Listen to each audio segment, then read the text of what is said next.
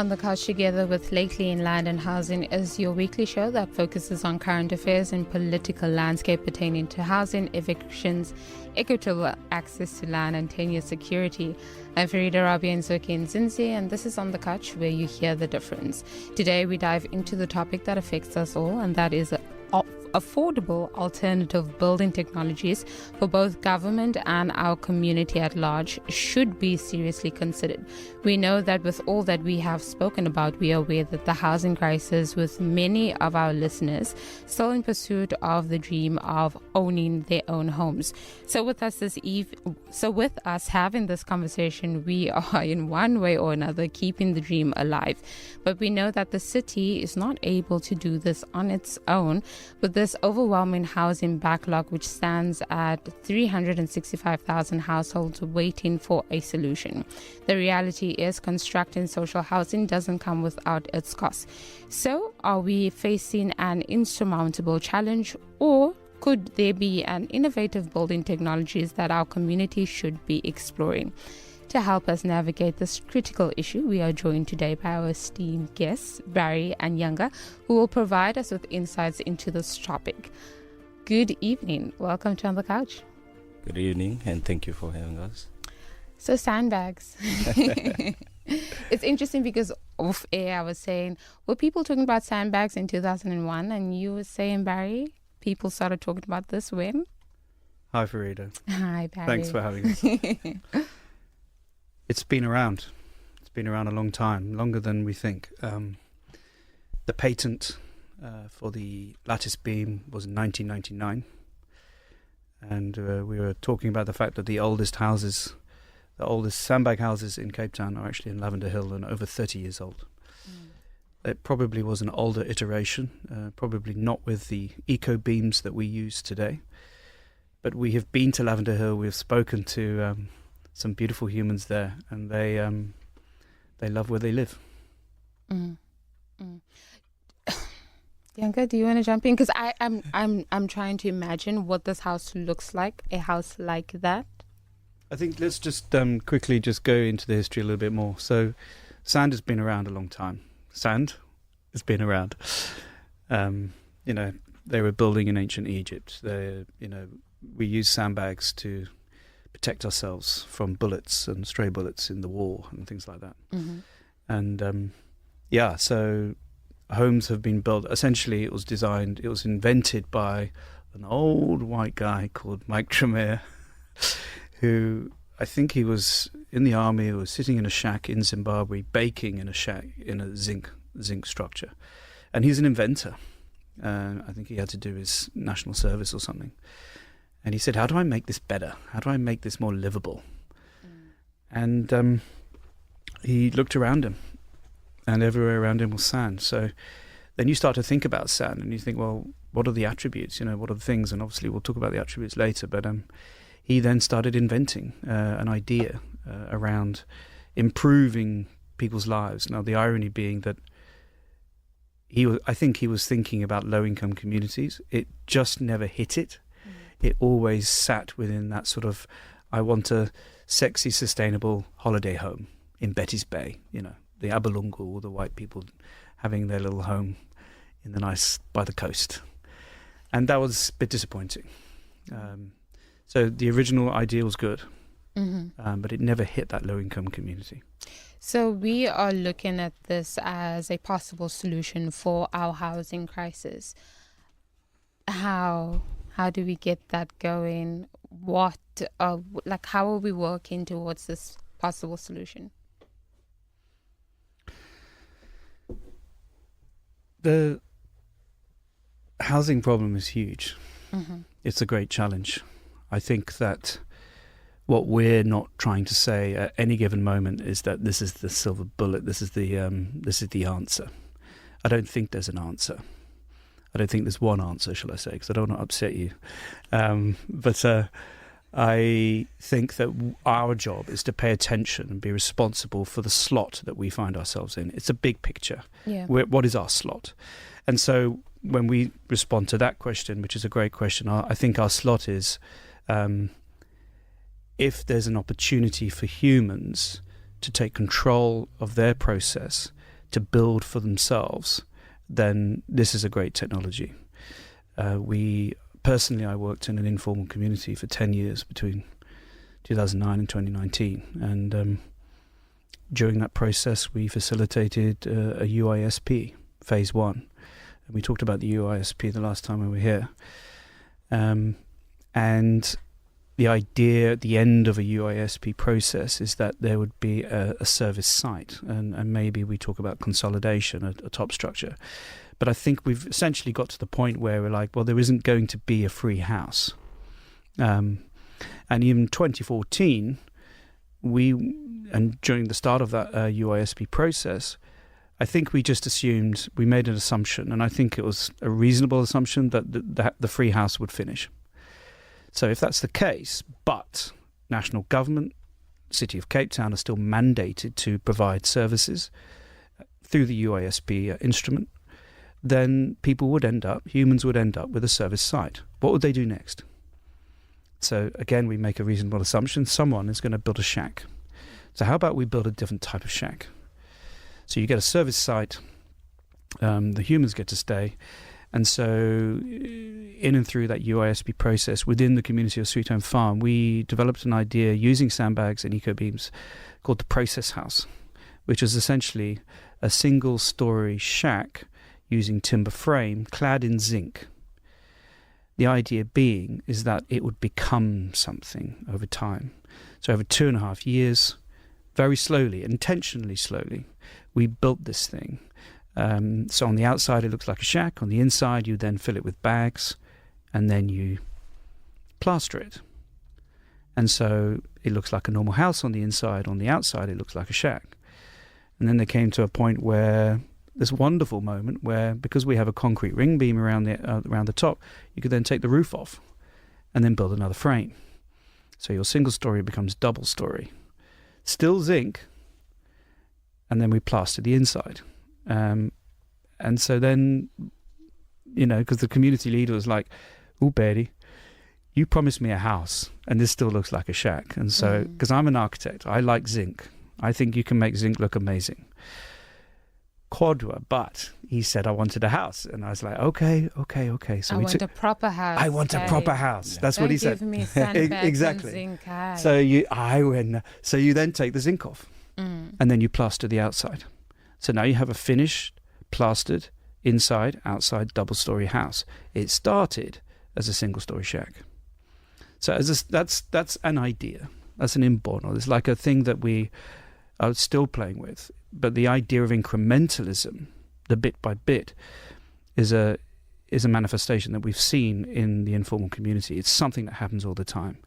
And as an outsider, I can go in and go, that thing that people do is beautiful. It's powerful. How do we acknowledge it? How do we pay homage to it? And how do we add to that? 078611112 is where you can send all your comments and questions. We are speaking about sandbags and how you can make it into something beautiful. Yanga, do you want to jump in? Give us your thoughts. Yeah, because I feel like I've been quiet for some time. Yeah, sandbags are, for most people, it's like a shocker when you tell someone we're going to be talking about building with sandbags and stuff. So people are always like, sandbags, really, man? I wanted a house. How do you do that? But the amazing thing about these sandbags is like anyone can get to build this. Like we can teach it to a 7-year-old or a 6-year-old. They can be able to carry the bag. It's not even like a heavy bag. It's 300 by 300, so it's a very small bag that can be carried by anyone. So we start all the construction is that we at Ubuhle make the bags. So the bags are made at Ubuhle. There's even another option that we can use. There's at landfill they recycle bottles and then they make material out of that. We can even use those to make the sandbags. So it's very usable and environmentally friendly. So anyone can jump in and start using. You just need some training from us and then you can start doing it. So I'm Googling sandbag housing because I want a picture because the imagery is it's not there yet. It's not there yet, It's you gonna know, because come. barriers like zinc and then sandbags placed in. Fahida, have you ever been to places like Betty's Bay? No. You know, like a holiday home, and it's got cement on the outside, it's windows and nice roof, and that's a sandbag house. You would never say. The building that we're in now, if we go to double story, this could be a sandbag house. And soundproof is there, bulletproof, fireproof. It's just Every there. proof. It's just there. It's needed, especially in the informal communities, because there's a lot of fires, and so it's really needed, I think, in the informal settlements. And I would love to have one. Of course. When the time comes. When the time after you train like 100 people. Now, after everyone is activated, then the cities is doing it. So, just looking at the time, I'm still looking at the picture of the sandbags. Okay, I'm seeing it come together. It's really small, as you say. So, how is it expensive? It is. So it depends on what we compare it to. So a lot of people say, how does it compare to the RDP house in terms of cost? And categorically, we say it's more expensive than an RDP house.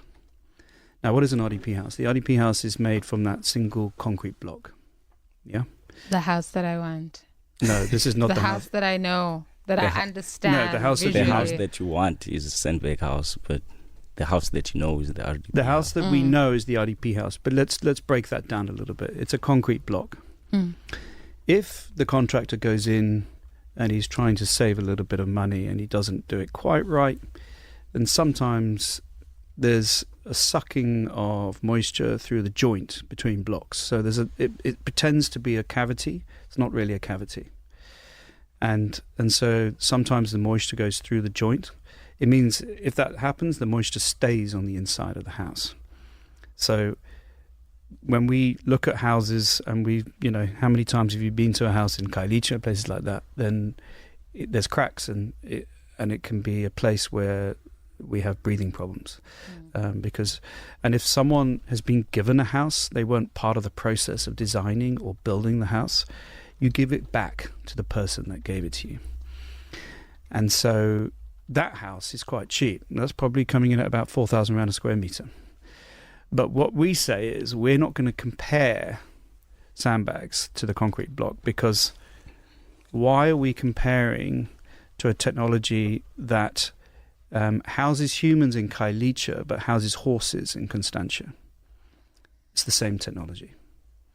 That is not acceptable.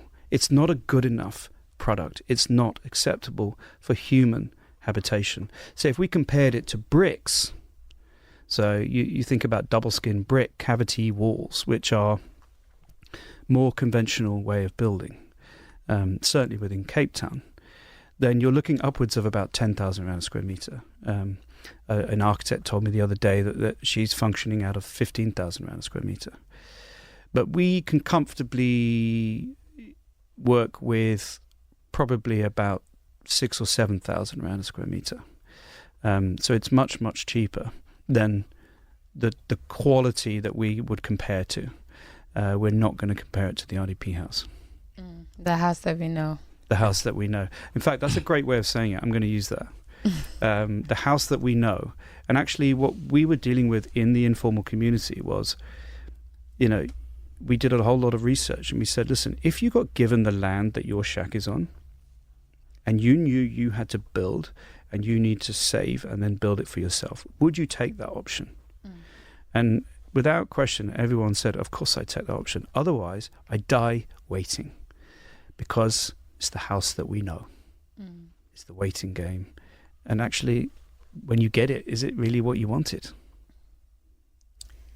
When I think about the housing crisis and I think about social housing, the house that you want, the house that you didn't want, really, you just want a house. Even if you don't, even if it's not what you expected, getting out of a shack or getting off from the streets I just think people want a place to live in that's good for them, but not in their current situation of waiting for something they're not going to get. So I guess beggars can't really be choosers.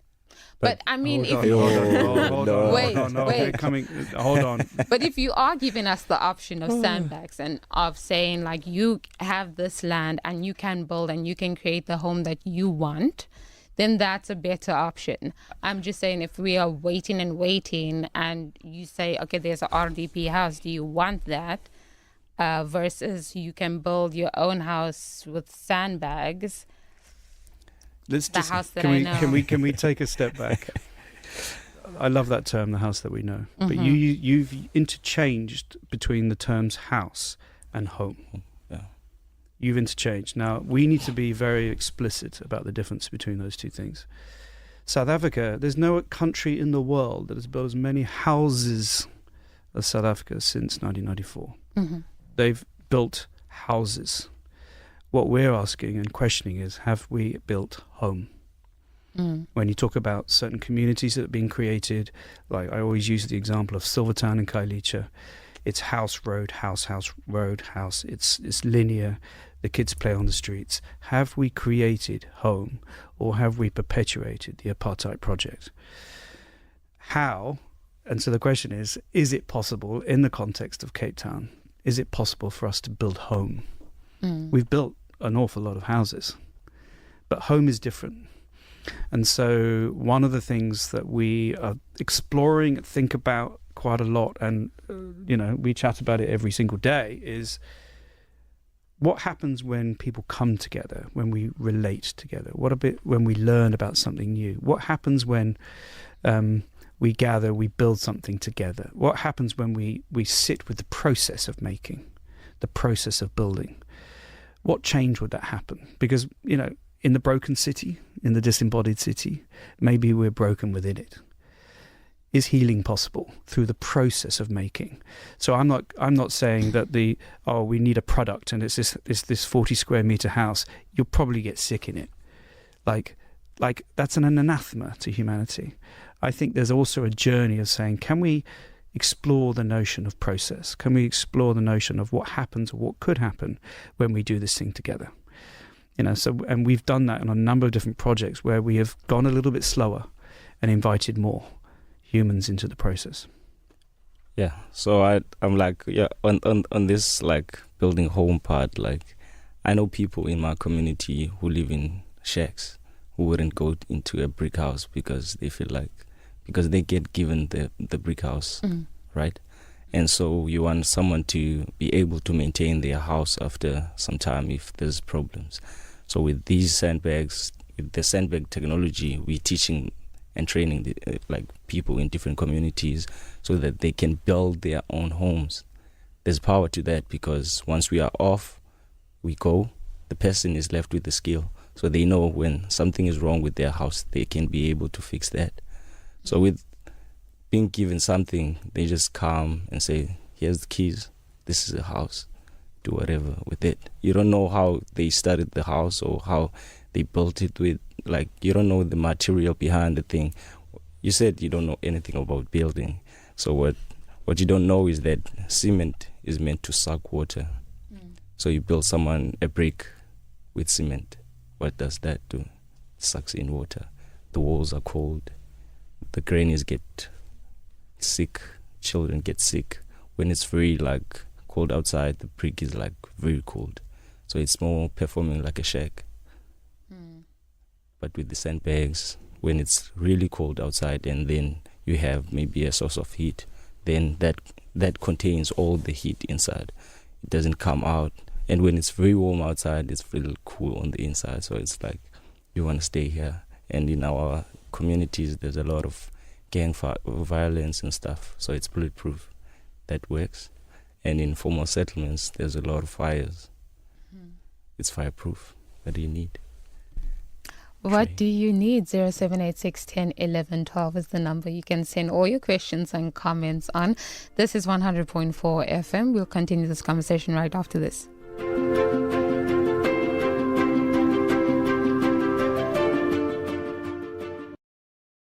On the couch where you hear the difference, we are speaking about sandbags and how you can utilize them to create the home that you want to live in versus the houses that we know. In studio, we have Barry Lewis, founder of Ubuhle Bakha Ubuhle, and we have Yanga also from that organization, also speaking about sandbags.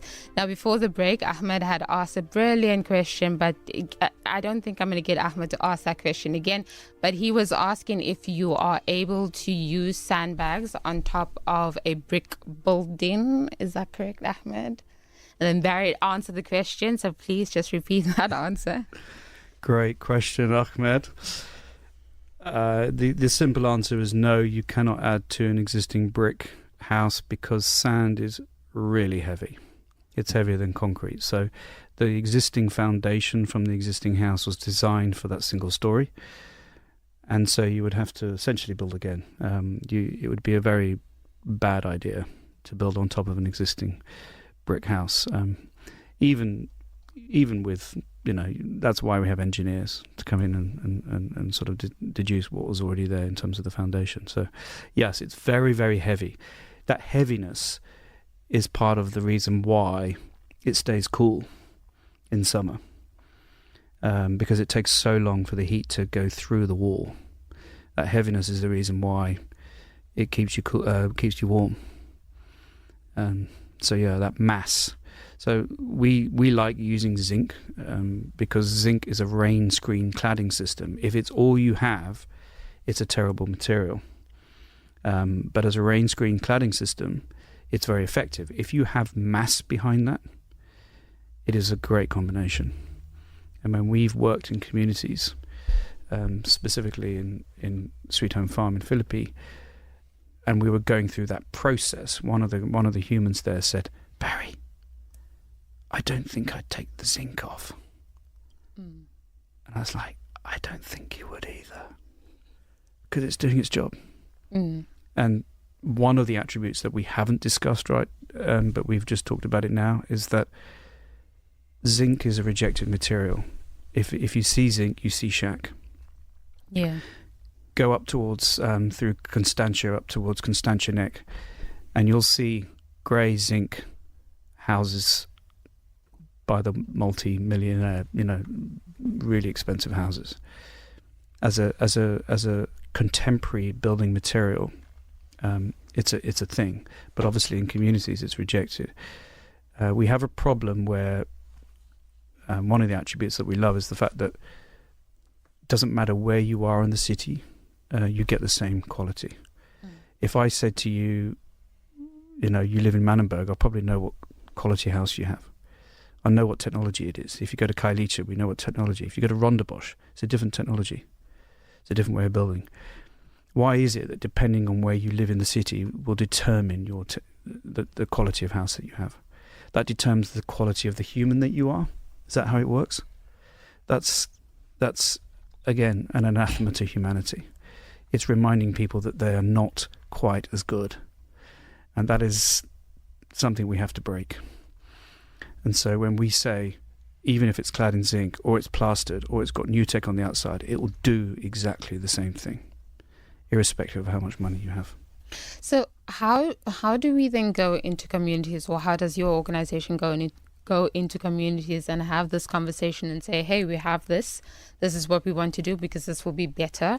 And then also when we're speaking about land and the spaces that shacks are on or houses are on or whatever is on there, how do you then start that process of removing, say they agree, and start building? You make it sound very simple. It's not like very simple like that. There always has to be like a relationship for us to be into that community, because you don't want to come into a community where people see you as like the person who's come to save them. That doesn't work even with the government. So you don't want to come in that way. You want to come in as someone who wants to learn about the cultures and things that happen into that community.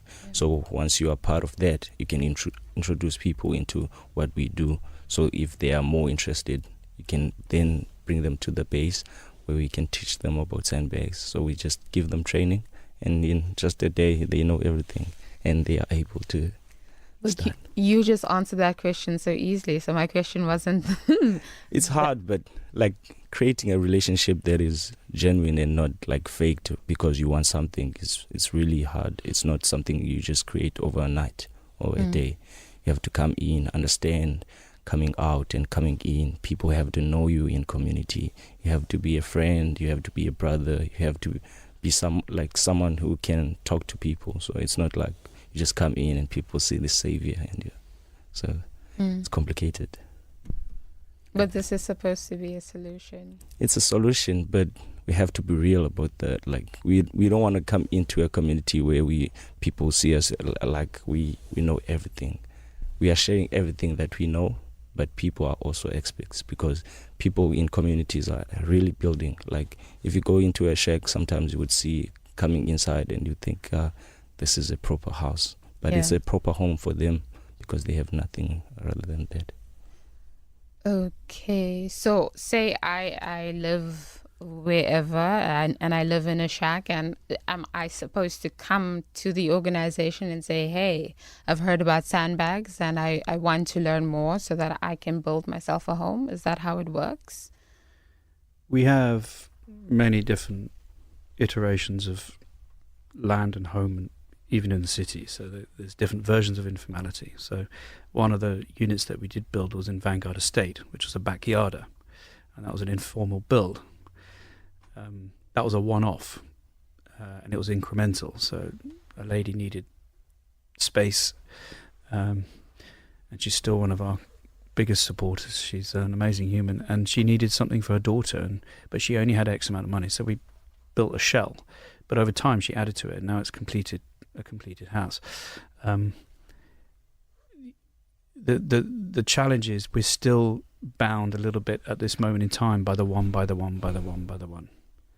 The one by one. We can't honestly go into an informal community and engineer a process of transformation with the community there, because ultimately you need things that the city has to provide. There has to be a partnership. So in order for us to do multiple units within a low income setting, there has to be a partnership with the city. So does this mean, because I thought like we were in the process of this scene that it is a solution, and I know you just spoke about the Vanguard one, and it seems that money is a requirement, so you need support from the city to sort of help with supplies to go into the communities. I'm talking about bulk sewage and all this sort of stuff. You need toilets, you need, and in order for that to happen, there has to be a partnership. So I think what we've tried to do is stay in the game long enough to model something on the ground, which is an alternative imagination to the house that we know. Yeah, something a little bit different. Now, for the first time that I'm aware of in its history, the City of Cape Town in December brought out a tender for alternative building technologies within the emergency housing space, which is essentially a shack within, but it's an emergency house that tries to respond to the need. And that's the first time that they've done something like that. So for me, I'm like going, well, that's good news. Now, whoever gets to do that, they haven't yet resolved who's going to do that yet. But whoever gets to do that, it's progress. It's slow progress, but it's progress. You can't go into a community and say, right, 50 units. Like, who pays for that? Do you know what I mean? Who's going to pay for that? I do believe that there would be an opportunity for. My dream is that you would go into a community, and we have a very strong relationship in particular one community. To walk into that community and say, right, the city is going to provide X amount of units, single story, but that there's an opportunity for incrementalism, i.e. we can go up different stories. And in places like Umshiniwam, Joslovo, humans have gone from single story to double story. They have spent real money going double story. And that incrementalism, certainly using eco beams and sandbags, is a possibility. So then we activate things like the Stockville and the saving schemes and all that sort of stuff. People work together, and all of those things are possible. But I still believe that somehow, if we're working within that type of context, we have to partner with the city. If it's the one by the one house in Vanguard Estate, that's easy. You know, this house, we've got project planning in Muizenberg right now. It's a house in Muizenberg. But we've also built in other countries as well. So, but the focus of how do we provide good news for the acutely Basam Jondol is the people that live in shacks is still a thing that we're here for. 0786 10 11 12 questions, comments. I really thought that you guys were already in community. So it seems like, you know, you're able to do for a few that have the means. And when we speak about the means, how much money are we speaking about in order to create this home that will be good for people or for a person or a family? So it depends on what we're building. So if we're building a house straight away, off the go, with everything in, you know, you're looking at, 6,000, 7,000 rand a square meter. But because we can build incrementally, the 30 square meter house that we built in as a backyard in Vanguard Estate, we trimmed all the costs and we gave a skeleton. The skeleton was a frame, zinc on the outside, new windows, a screed floor, isolation in the roof, so that you could live in it. And that was coming in at about 35,000 rand, a couple of years ago. So that is... A couple of years ago. That was... Why was that funny for you? That was 35,000 rand a couple of years ago. Yeah, it changes. It cost of timber and all that sort of stuff. Even zinc now has gone up. So nothing is cheap. Do you know what I mean? Nothing is cheap. There's no such thing as a cheap house. Everyone wants it to be cheap and everyone wants it to be quick. And I'm like going, well, I think people deserve something which is valuable, and I think we can do it slowly, because slowly means there are things in the process that can happen. Affordable alternative building technologies. The key word is affordable. Yeah. Technology. Yeah. Merging that together. 35,000 rand some time ago was maybe a bit cheap or still expensive. Right now, I'm like, who has money right now? And I'm still of the stance like, baby steps, yeah, sure. You want to give people good quality homes. Are you saying that was expensive?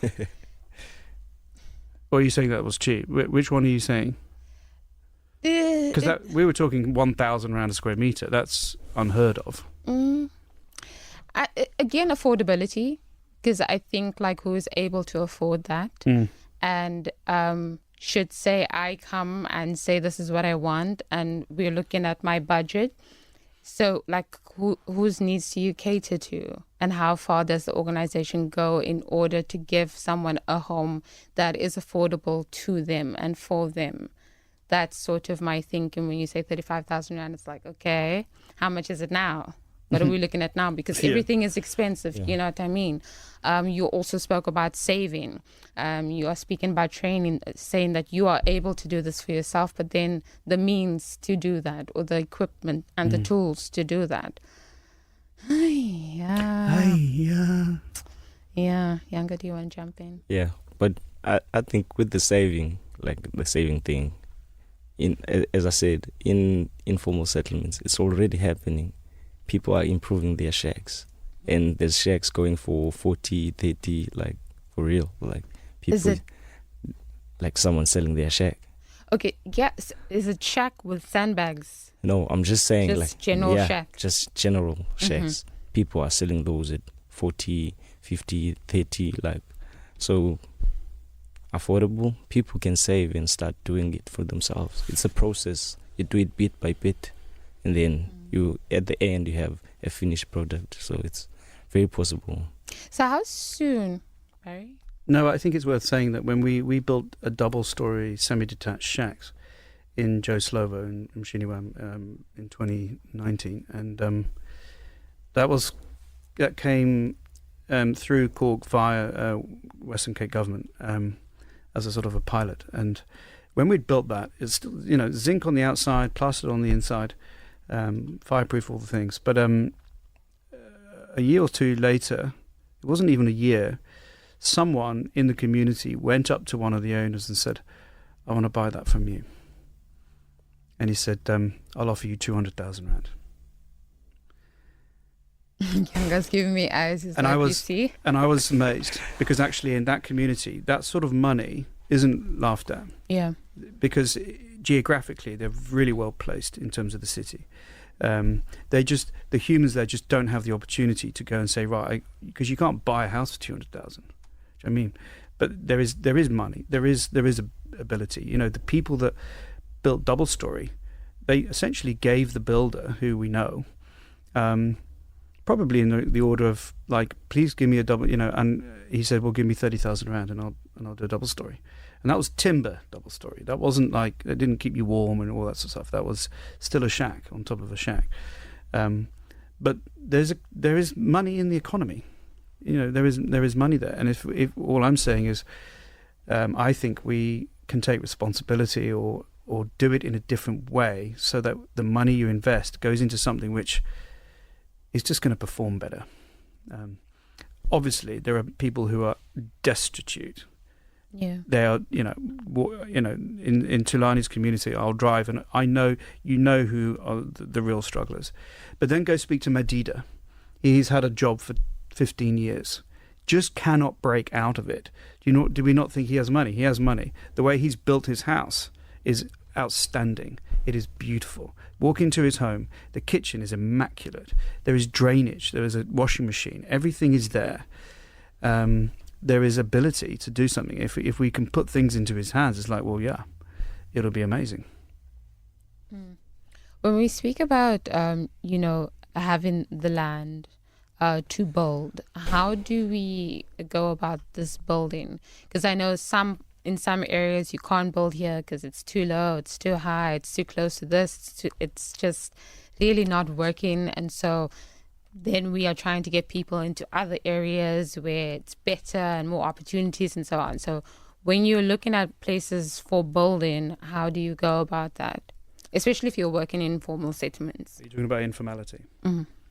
Yeah, there is no way that we're going to build in an informal community if there's not any version of communication or understanding via the city. Even within Sweet Home Farm that we've been working with for a long time, we know that people aren't going to get moved because this is it now. This is where they're going to be. We long for the time where we can say, listen, let's partner, let's do something together, let's do some reblocking. Let's work out an incremental form of certification of, security of tenure, and let's see if we can get humans to build for themselves. This is all within an imagination, which I think is wholly possible. We're still here for that.